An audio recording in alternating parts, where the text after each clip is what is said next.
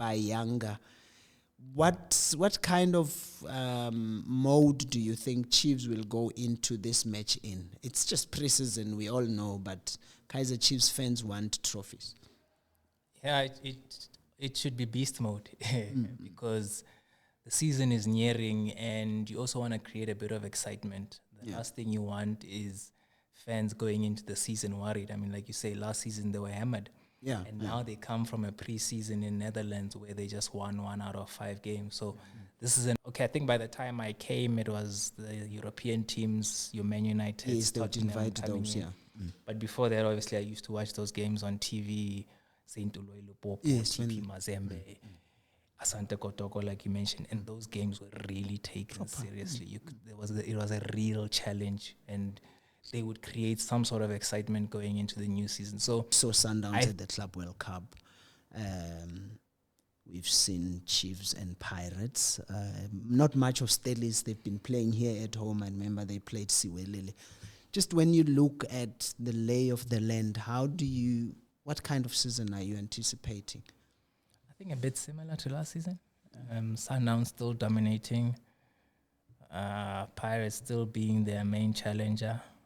Chiefs still trying to finish in the top 8. Always the best. But if there's someone who really fought in a Kaizer Chiefs jersey, I thought it was him. And maybe he needed some time away. Yeah. I mean, not many would leave after scoring a winning goal in the to break a Cup. draft. Yeah. Maybe you think that, okay. Yeah. Let me continue, I've changed it. I've brought some. But maybe it was an opportunity for him to say, you know what? I'm living on a high. Living on a high, let me go somewhere else. And maybe he's always wanted to play overseas. Sometimes everybody does, forget that at times people, want to fulfill that. And you never know where it's going to lead you. Sometimes we always look at, where is this player moving? Is he moving? You never know what door it's going to open. Same as Mohaun Kota. You go to Saudi Arabia, you don't know what comes next after that. So you got to take that chance sometimes. He's 30, time is moving. Yeah. Bit of experience in Europe, you go somewhere else. So I think it's a good move for him. Yeah. I hope he does well there. I want to see him succeeding because he's just someone who I felt really gave his all when he was on the pitch. Yeah, and as you say, he's in Austria. It's a door to the Bundesliga next door in Germany, so who knows? They might see him. What other movements? I mean, you touched on Mohau. I think it's something that the football fraternity in South Africa is talking about. The shock that it is Mohau who left before Rele, because everybody was all excited about Rele. But I've been one who said, I looked at Mohau all the time and I thought, if there's a kid who'll make it outside, it's him, because he's very different from Rele. Is Saudi Arabia the right place? I think so. I mean, you look at how Ras Al Hilal during the Club World Cup, how they played against Man City, and you can tell that the quality. Matsalane Mamabolo, South Africa's most successful soccer writer. You Pirates fans were looking for Rulani to come. You guys are unrealistic. Rulani Mukwena, Pirates. 3 times winner of Premiership Soccer Writer of the Year and 3 times winner of the Sports Writer of the Year. Good morning and welcome to Inside SA Soccer. We are going into the weekend, and it's a big weekend because Kaizer Chiefs are playing in the Toyota Cup. Are we going to see a different Amakosi? Most of us watched them during the tour of the Netherlands. I particularly was not really impressed, but the word from Kaizer Chiefs is the preseason tour was they said it's successful. Jessica Mutaung spoke of how well the new players gelled, how the new kids who were promoted from the development did well. So they were playing away, and I felt because they were away, you can't really tell. They were excited about the crowd that turned out, but for me, preseason away from home is not the same as here. Now, Kaizer Chiefs are playing in a cup competition that they lost last year to Young Africans. The new players, a player like Flavio, your Ethan Chislett, are now going to know exactly what it means to play for Kaizer Chiefs, because you can bet the Durban's Moses Mabhida Stadium is going to be packed to capacity by the unforgiving Kaizer Chiefs fans. How are they going to react when those fans turn against them if they do not do well? Tsapang Mailwane has followed Kaizer Chiefs. He's one of the most renowned soccer writers in the country, and he's here with me. He works for Soccer Laduma. Tshepang, thank you so much for making time for us. I should have an office here now. I think so. You're such a regular, but we appreciate your insights, and that's why we always invite you over. Kaizer Chiefs, this weekend, it's all about them, the Toyota Cup. I don't think any self-respecting Chiefs fan will forget what happened last year when Nazruddin Nabi's first match, they got hammered by Yanga. What kind of mode do you think Chiefs will go into this match in? It's just preseason, we all know, but Kaizer Chiefs fans want trophies. Yeah, it should be beast mode because the season is nearing and you also want to create a bit of excitement. The last thing you want is fans going into the season worried. I mean, like you say, last season they were hammered. Yeah. And now they come from a preseason in Netherlands where they just won 1 out of 5 games. So this is an opportunity. Yes, it's just one game, but it's an opportunity to create some sort of excitement. It's also an opportunity for the coach to kind of show who's going to be in his starting lineup. This is the type of game where you're basically wrapping things up, if I were to say that, because I don't know if you still want to do that thing that you're doing in Netherlands where you've got the first 11 and the second 11 coming in the second half. Now is a stage where you'd want to just find your strongest lineup because it's going to be another difficult season for them. Yeah, I mean, it's what you spoke of, the changing, you know, a raft of changes, 11 players. That's training. But this, as much as it's preseason, historically you will remember Kaizer Chiefs always took this kind of preseason competition seriously. We remember how they used to play very well in the then Iwisa Charity Spectacular. It was then Telkom. And then they had the Vodacom Challenge. I remember, I mean, they are playing Asante Kotoko from Ghana, and they previously played them in the Vodacom Challenge. Do you think Nabi is aware of all that dynamic, that this is, I mean, he must, given what happened last season. When you've watched the Netherlands tour, did you get a semblance of what you think should be his starting lineup? Yeah, a little bit. I mean, maybe that squad that started in that first game against Vitesse, you could say that it's probably going to be the lineup that we see this season. Peterson finished the season in goal in the Nedbank Cup, and I don't think that they're going to change Monyani maybe at right back, Inacio Miguel in central defense, and maybe Aiden McCarthy alongside him until Rashwin Dotley is fine. Then it's interesting to see who's going to be at left back. The left, Frosler, because I think he put in a decent shift there. Then you know, maybe Mtetwa in the center, up front, Flavio, Wandile Duba, if he's okay, would start. But I think we got an idea of what or how Kaizer Chiefs could look going into the season. But I just want to add that I had the pleasure of coming into the space of journalism when the Vodacom Challenge was still around. Yeah. And back then you could tell how big those games were. Okay, I think by the time I came, it was the European teams, your Man United. Yes, they would invite those, But before that, obviously, I used to watch those games on TV, Saint Louis Lupopo, TP Mazembe, Asante Kotoko, like you mentioned, and those games were really taken seriously. It was a real challenge, and they would create some sort of excitement going into the new season. So I think that they should try and create that with this Toyota Cup. It's in its second year, and who knows what it could grow into going forward. But you really need to show the seriousness from these games that you play now, and it could grow into something bigger. And like I say, it will just create some hope going into the season. You don't want to go into the season and people are worried that we're going to have another one disappointing season.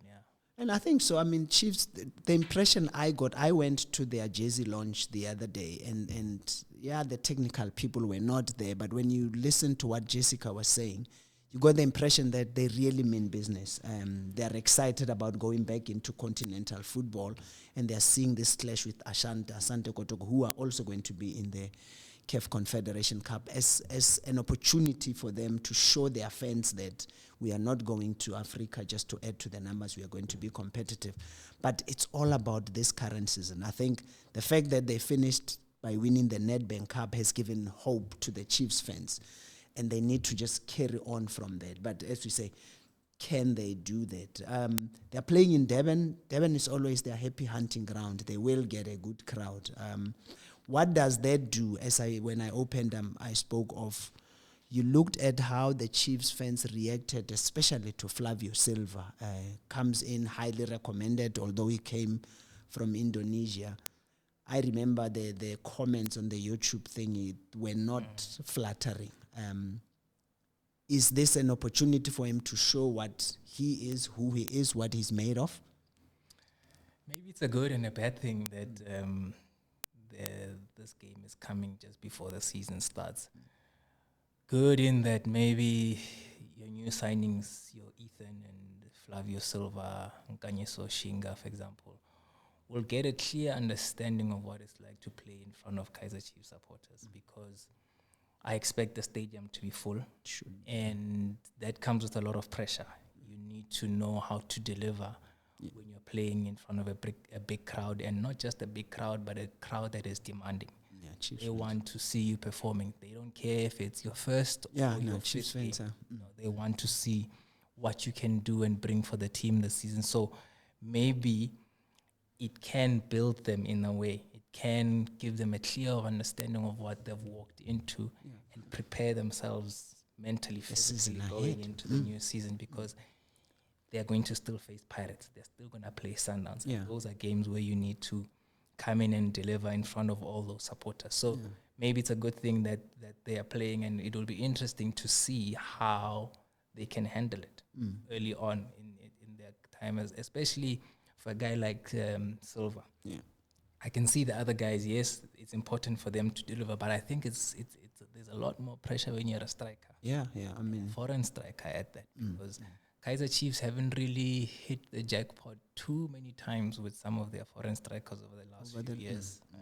Yes, your Samir Nekovic has come in, the Musona some years ago, Besuma, but many others. Since then it Luis hasn't. Macha, Sulava Matovu, you can name some of them. Michel Katzvairo, So he's a striker, he has to deliver, and I think sometimes it's just a little bit more pressure whenever you're a striker and you're a foreign striker at that. Yeah, and I mean, as you say, the sad thing about football is exactly that when strikers fail, it's so clear, because all you do is miss a chance. Whereas, a defender, midfielder can mess up, but it's not that clear. So he, the stats, I mean, I looked at his stats. Last season, he scored, they said, 9 goals in about 33 matches. But there's the season before, like about 30. 29. In 40-something matches. That looked great, but he's from Indonesia. I mean, I don't know how great the football is there, but it's not, the pressure cannot be as much as playing for Kaizer Chiefs. He's from Portugal. One of the things I picked up about him, though, is he's almost a journeyman. I mean, he started playing in, I think, 2014, I looked, and he's already on his, I think, 10th club or so. To me, that talks of, I don't know, somebody who either is not stable at the clubs he plays for, or he's just unlucky. I mean, how is it that a guy is on his 10th club in less than 10 seasons? Yeah, maybe that, not even maybe, it is a concern. And you're right, I also checked his record earlier this week, because there was an article we were doing in Soccer Laduma. And the record in Portugal was not that great, and maybe that's why he couldn't stay. Maybe the one in Indonesia, we could say that he had performed so well in that season, and maybe the club saw him and signed him. But in Portugal, he struggled a bit, so it must be a bit of a concern that they have a striker who hasn't really settled in one place and hasn't really shown his true quality in maybe a more challenging space in Portugal. Like we say, Indonesia, I haven't really watched football there, but I think it can be. I don't think it would get to the level of the PSL. I don't think it would get to the level of the CAF Confed Cup where Chiefs are going. So it's going to really be a bigger test. And yes, I watched some of his games on YouTube, and you could tell that These games had a lot of supporters when he was playing, but I still say it's going to be a bigger challenge here, and this is where he really needs to prove himself and show that they did not just bring him here without doing a proper scouting report. So I think there'll even be also pressure on the Kaizer Chiefs technical team. People who brought him here. Yeah.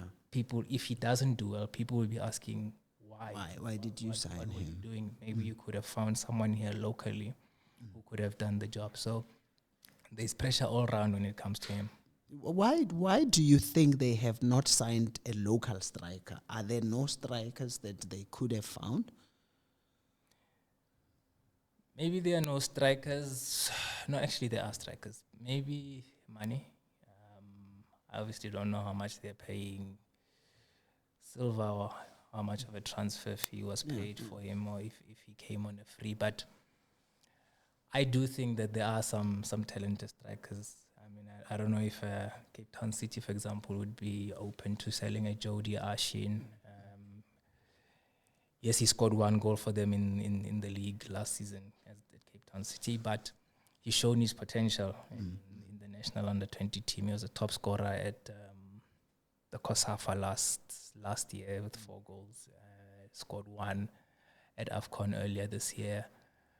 So I think, there's a striker who joined Stellenbosch right now. He was at Hungry Lions last season. Yes, you never really know how they will fare once they get move to up Kaizer to Chiefs because it's a different space in terms of pressure.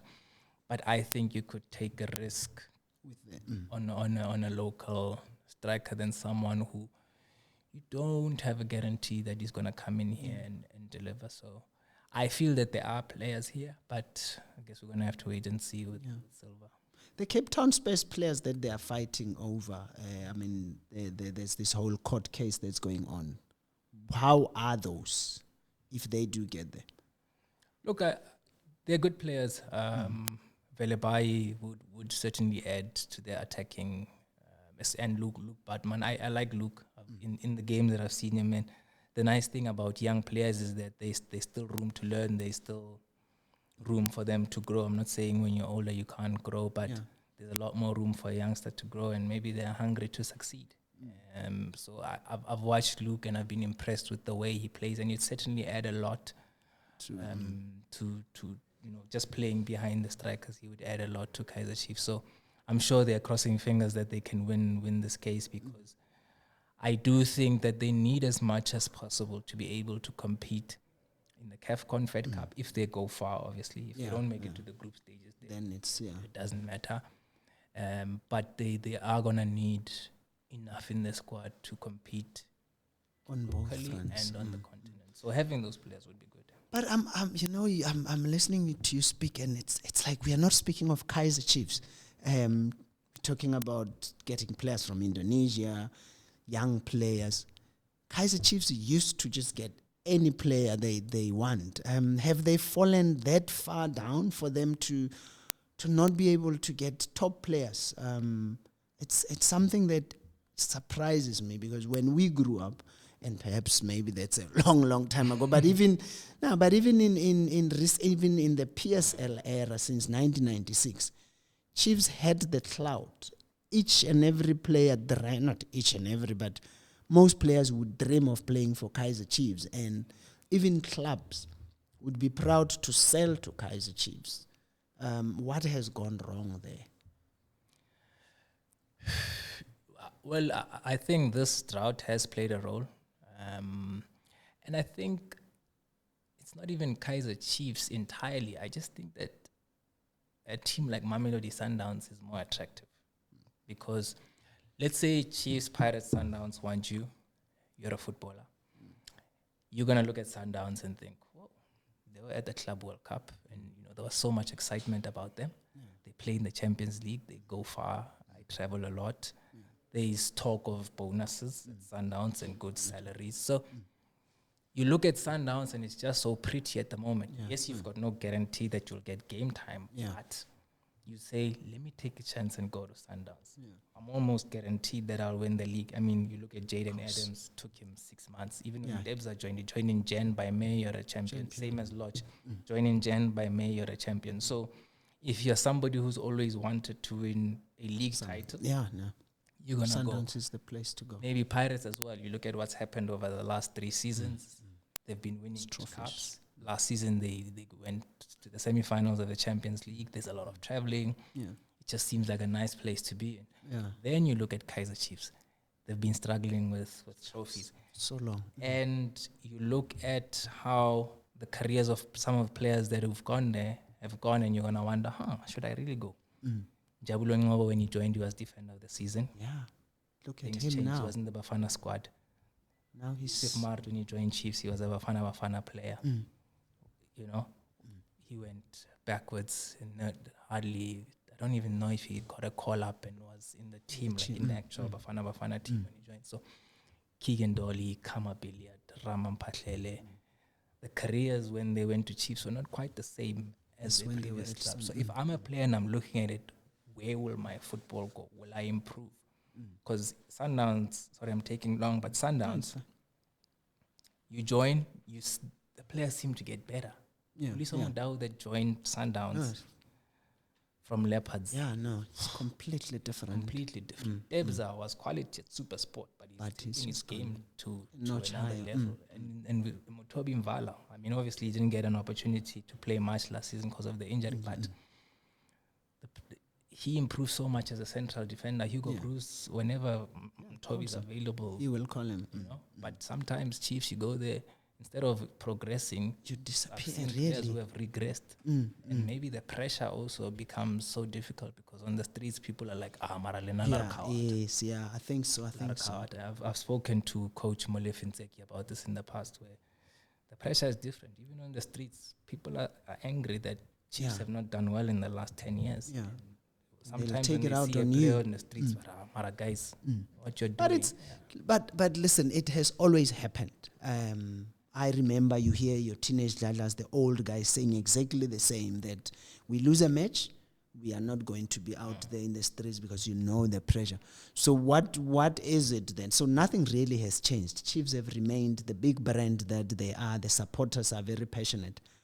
Could it be then that this current generation just can't take that and they can't handle the pressure of being Chiefs to then perform? Or as we sometimes, I mean, a lot of times I've looked at it and felt perhaps the chairman allowing his children to now run the club is what is killing that, because there's no... And with due respect to them, they grew up in that club. But I keep thinking there's no football person at Kaizer Chiefs. Kaizer Jr. is the sporting director. I think Kaizer is very young in terms of experience. Yes, he can do that. But you look at a club like Pirates, for example, in the past, they used to have a Brastan who would oversee those kind of things. You go to Sundowns, they have your Trapatoni, Trotmoloto. Guys with huge experience, they have Flemingberg. They've hired Flemingberg who's running that. Doesn't Chiefs need somebody to carry, to work alongside Kaizer Jr. and just run the football itself? Because it's, as people say, you saw how when Chiefs won the Nedbank Cup, the whole mood of a country changes because they're the biggest club in the country. People can say whatever they want. In terms of support, in terms of brand, they are big. And when Chiefs win, South African football is just exciting. Sundowns have won the title. They are going for the 9th title. And you don't, they're okay, but it's not a countrywide thing. Shouldn't Chiefs be thinking like that let's get a Flemingberg type of guy and have Kaizer Jr. learn from him and build from there? Yeah, I mean, let me start with the players, because you also mentioned the players. Psyche and all that. Maybe one of the things that they really need to work on is the mental strength of players. Because when you walk into a place like Kaizer Chiefs, you need to know what you're walking into. You need to understand that this is a big brand and there are fans that are going to have have a go at you. So on a mental level, I've heard that people saying that the pressure at Kaizer Chiefs and Sundowns is not the same. And it's true. So that means that when you get into that space, your mental strength has to be on another level. I think it's the same as anyone who joins Manchester United. Yeah. They're still. But can I please interrupt you? I agree, but I look at Chiefs themselves as the club to blame, because in the past, when they recruited, they saw a player from up far that this one is Kaizer Chiefs material. We don't have that. That's changed. That's changed, because in the past, Chiefs would look at a player playing for a particular club and consider this one will make it. But now it's... and maybe the right type of leadership also within the squad. I'll give you an example. When Chiefs signed for Baxter in his first season, or let's not even just sign, but look at that entire squad. And just, for example, Defo Masha. I don't have to spend 5 minutes with Deco to know that this is a leader. Solid. This guy is solid. In the dressing room, you'll lead. Yeah. He's not a former Chiefs player, but spend 5 minutes with Lucky Lachwati. Yeah, listen to him speaking about when they were playing, and you can tell that this is the guy who would walk into the dressing room and tell players that, guys, this is what today we are playing rubbish. And I don't know how many of those they have. So, like you say, when you're scouting, you need to know, are we bringing in a leader, someone who's really going to tell the boys, guys, today we're playing rubbish. And this is not Kaizer Chiefs. This is not the Kaizer Chiefs that people know. So it has to start with the players, even within management, the right type of people and the right type of coach who can walk in there and say, guys, this is not what we're doing here is nonsense. Yeah. We need to change 1, 2, 3. If you don't change this, I'm gone. You know? So the coach, management, everyone needs to understand how big the brand is. And what they're doing right now is it's missing. Good. To then fight together as a team with the right people that we're talking about. And see if they can get the team back to where it is. Then maybe you'll start attracting the bigger names there. Better quality players that can come in and make a difference immediately. Yeah. We're looking ahead to the Toyota Cup. Should we read much into it? As we said, they need, on their part, clearly they need to make a statement with this match. But too often we've seen preseason tournaments sometimes can be misleading, but we have to read something into it, surely. Yeah, with Chiefs, I think we should. I think some of the preseasons haven't been great. Then what happens? They haven't had a great season. So if you don't have a great game or have a good performance, then there should really be concerns, because you're trying to change the situation. Changing the situation starts with preseason. You can never underestimate. Yes, people talk about not always focusing on results, but you can never underestimate the importance of preseason and what winning regularly does to you going into the new season. You feel good. You know, you're ready. But if you're losing games and not performing well, who knows where you are. But also your opposition look at you like, if Chiefs make a statement this coming weekend, everybody looks at it and say, this guy's mean business. And then you walk onto the pitch.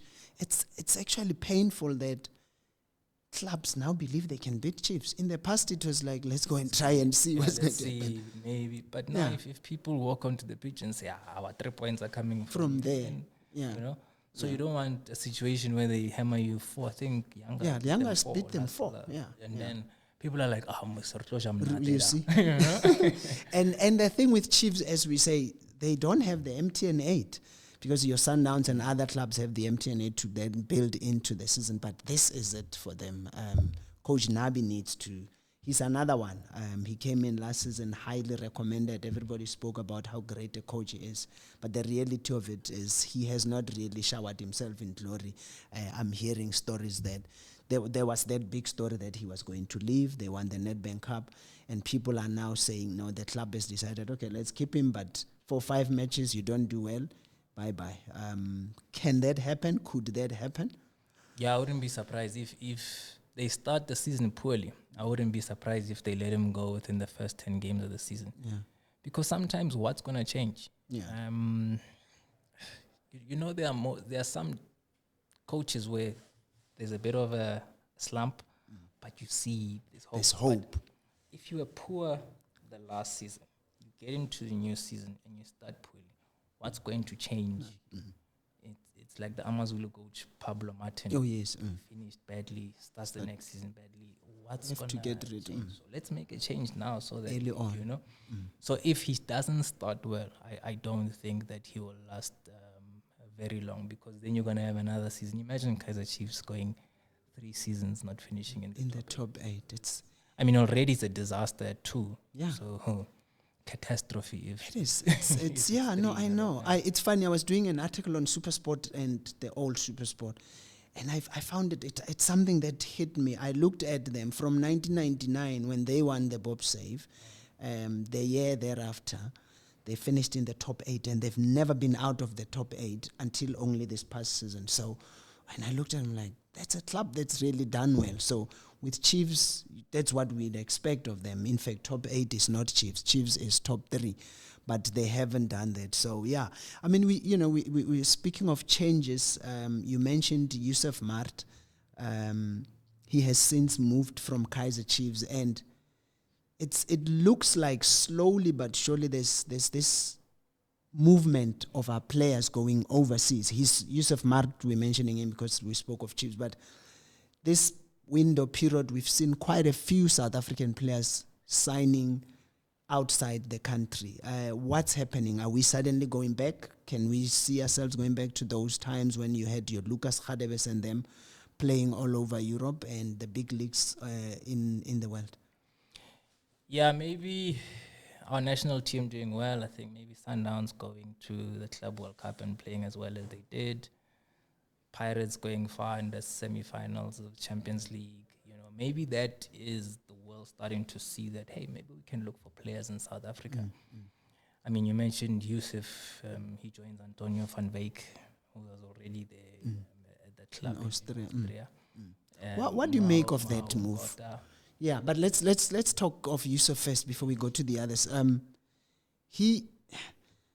Personally, as a player, he's done very well. One of the things I've always just did not understand was why he was the Kaizer Chiefs captain, because I didn't see any leadership in him. I spoke to him and he just didn't give me the vibes of, like you say, Lucky Lokwati who's going to say, I've always felt Miguel Inacio is Kaizer Chiefs captain. He should be the captain.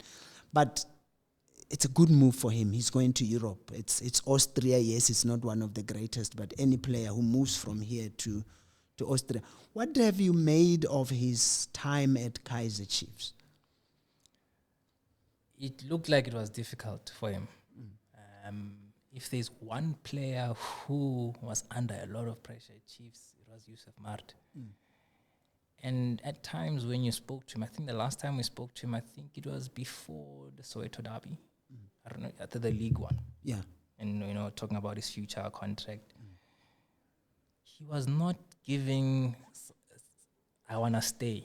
Okay. And I think a part of me understood. He's been through so much, and I think he did his best for Kaizer Chiefs. Yes, performances were not always the best, but if there's someone who really fought in a Kaizer Chiefs jersey, I thought it was him. And maybe he needed some time away. Yeah.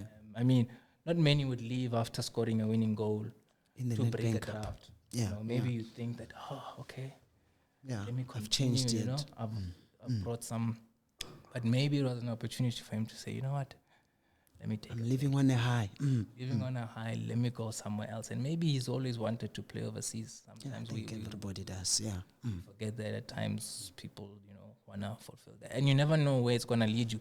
Sometimes we always look at, where is this player moving? Is he moving?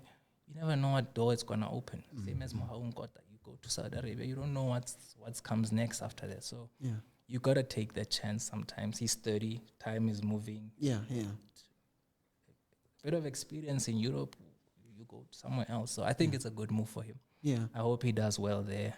I want to see him succeeding because he's just someone who I felt really gave his all when he was on the pitch. Yeah, and as you say, he's in Austria. It's a door to the Bundesliga next door in Germany, so who knows? They might see him. What other movements? You touched on Mohau. I think it's something that the football fraternity in South Africa is talking about. The shock that it is Mohau who left before Rele, because everybody was all excited about Rele. But I've been one who said, I looked at Mohau all the time and I thought, if there's a kid who'll make it outside, it's him, because he's very different from Rele. Is Saudi Arabia the right place? I think so. I mean, you look at how Ras Al Hilal during the Club World Cup, how they played against Man City, and you can tell that the quality of football there is actually good. Yeah. And the players that you then also get to play with while you're there can have a positive role on your career. Yeah. You look at Saudi Arabia and think, oh, it's Saudi Arabia, but you share a dressing room with Jorginho Wijnaldum, former Liverpool captain. I saw the this UEFA picture. I saw that picture with UEFA him. Champions League winner. Yeah. You never know what can do for your growth. I know there's Jack Henry there. He's former Glasgow Celtic. I've got about 35 caps. Yeah. For the Scottish national team. Moussa Dembele, former Celtic, Olympic Lyon strikers there. And it will help with your growth. Definitely. And then you never know it. And the nice thing about him, I mean, if you've seen the videos, he's acting like he's been there for like a while. year. Yeah. And maybe that's settled in. That's how you need to go when you go away from home. Yeah. Make friends early on. Yeah. Because that will help you Settle not in. only on the pitch, but even off it. Because that's where I think a lot of us, or maybe a lot of our players, lose it because you're missing home. Yeah. And then that goes and affects your performance on the pitch. So I like what I'm seeing, and I hope that it opens the door to a big move in future. Yeah. He's got the right attitude. I think he strikes me as that as well. Now, Saudi Arabia is a league that not really everybody watches, everybody sees. What does Hugo Broos do? Is he going to look at him? Because, you've heard him about the American guy, the kids who go to play in America. What does that do for Mohau in terms of the national team? Well, you know him as a player, so I don't think it should close the door on Bafana. The America one, I tend to understand it because the traveling to South Africa plays a big role on the play. Remember, traveling from the USA and traveling from Europe is not the same. Time zones, all of that. Whereas in Europe, it's not much of a difference in terms of... But Saudi Arabia is not in Europe. Yeah, I know it's not in Europe, but I was saying I was referring to the American thing. ones. Okay, yeah. So he knows him. He's been in the national team. He's seen what he can do. And if he's doing well in Saudi Arabia, why not? I don't think it should matter where you play, because he's shown it here by calling up a player from Polokwane City. Yeah. From some of the smaller teams, so-called smaller teams. Yeah. So you can definitely give a guy who's playing in Saudi Arabia an opportunity if he's doing well there. Yeah. What about this young kid from Stellis? He's joined QPR. There was this huge excitement after the under-20 championships about him. Championship in England, he's in England, I guess.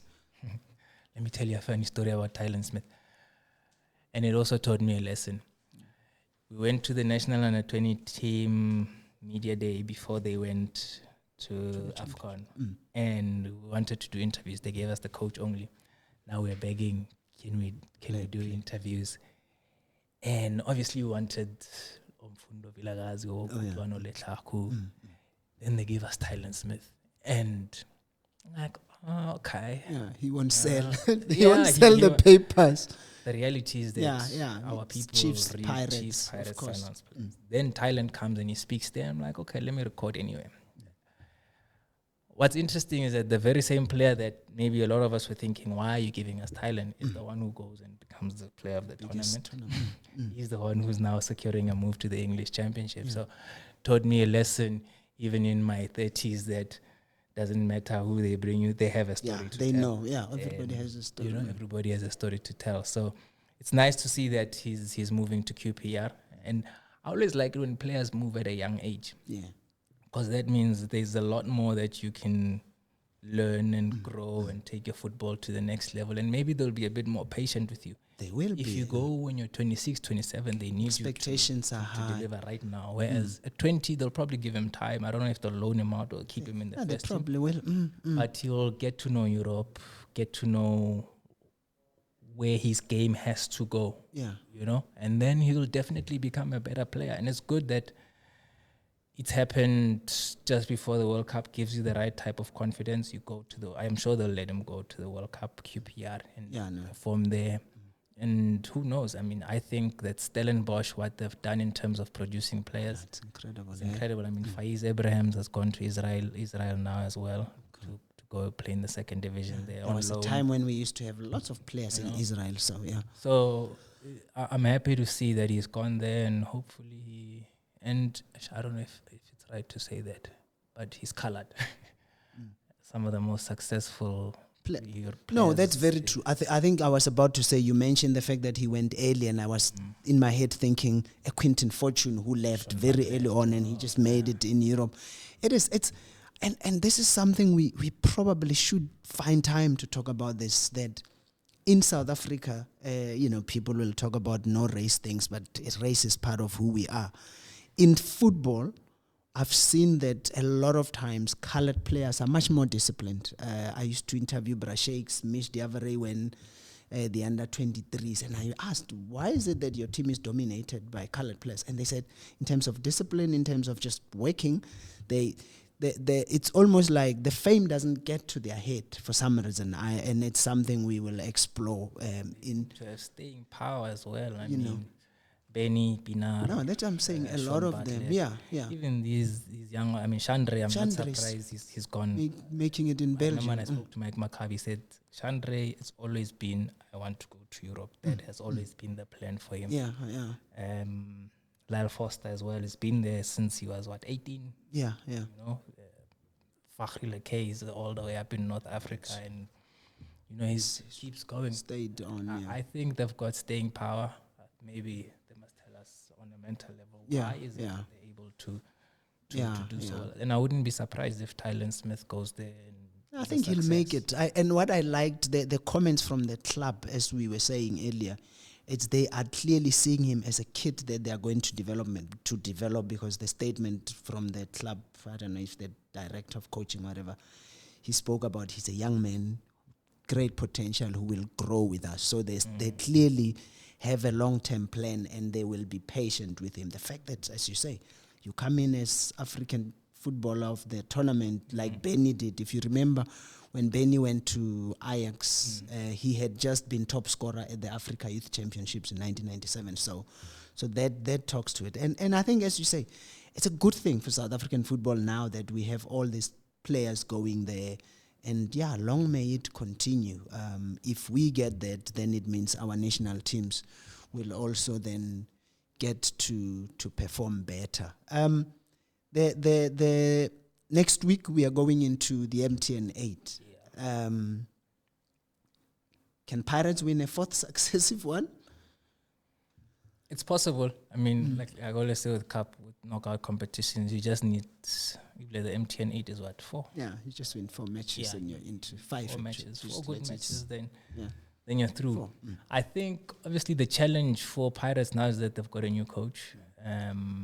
Yes, he's kept an eye on South African football and knows his players even now a bit better after the preseason. But I think the challenge is making sure that he can find the right combinations early on, because that's something that can at times be pressurizing for a coach, especially also they've signed over 10 players. That's another thing. Will he be able to get it right early on? And if they can, then it's possible. I mean, the MTN 8 is one of those trophies that I feel... Cosmos once won that trophy, man. Anybody can win that. Anyone who's in that competition cannot be ruled out. Yeah. The Pirates thing, though, he can't... A lot of people, I've heard people saying, no, let's continue from where Jose left. But he cannot, because the changes are so much. Pirates have made such marquee signings that he can't come in and say, let me keep with the Jose lineup. It's... How do you do that? How do you've signed a Sipho Mbule, you've signed Ozzy Napoles, they've signed quite a lot of players. So I don't think they're continuing. Of course, you maybe can build on that, but I foresee a new, completely different Pirates this coming season. True. I mean, anyone who's new is always going to have his own ideas. Even if, let's say, Mandla was the head coach, yes, he's been there, but he'll have his own ideas and maybe make a few changes there. So there are most likely to be changes. Definitely in the lineup, you might see Sipho Mbule.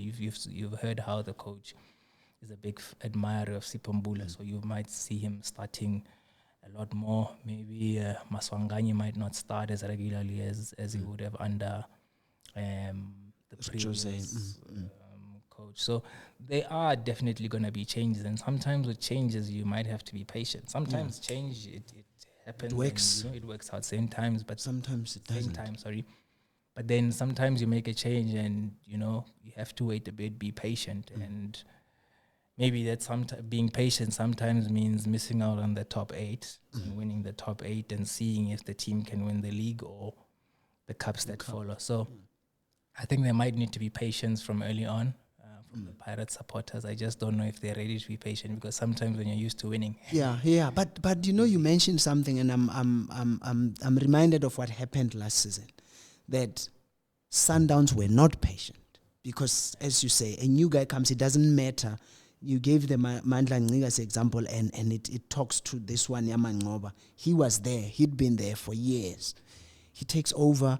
He does things his way, because that's just how it is. But Sundowns fans, and a lot of, actually, I know, Rulani fans in the media were anti-Mangoba in a big way, and the man ended up losing his job because there was just no patience. But I still stayed today and say Sundowns were too quick to get rid of Mangoba, because I felt he was onto something. They just got impatient, and Flemingberg and Klopi Motsepe then thought, let's get rid of him. We get this guy, and that's good, because they won the trophy. Do you think that kind of, are Pirates the kind of club that can be swayed by the supporters and perhaps the media's take on whatever happens, like it happened at Sundowns?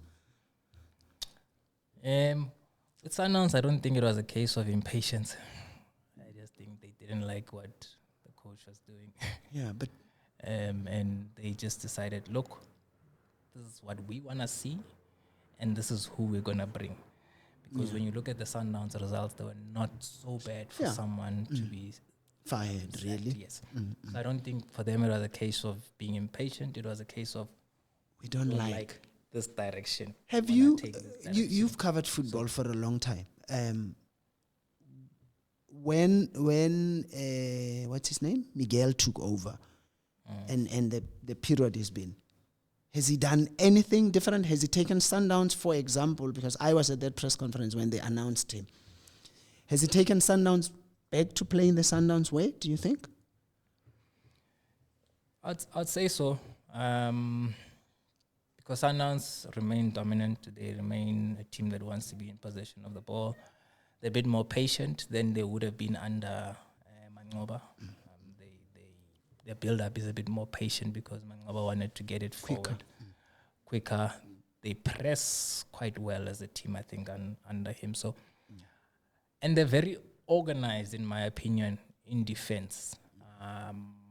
Yes, you wouldn't say that based on their performance, maybe against the Borussia Dortmund in the Club World Cup, but that's Dortmund. But you look at how in the Champions League, they kept quite a few clean sheets, kept it tight at the back until obviously the final where they ended up losing. Where it matters. But I think he is playing a way Sundowns would like to play.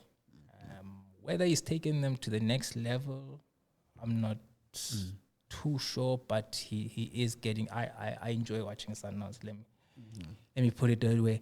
And just to go back to the question of yours on Pirates, would they be swayed by fans? I don't think so. I've never seen Pirates as a team that gets swayed by fans, because if they were, they would have fired Rudy Kroll, for example, in his second season. But this is a man who won nothing until his final season, the third season.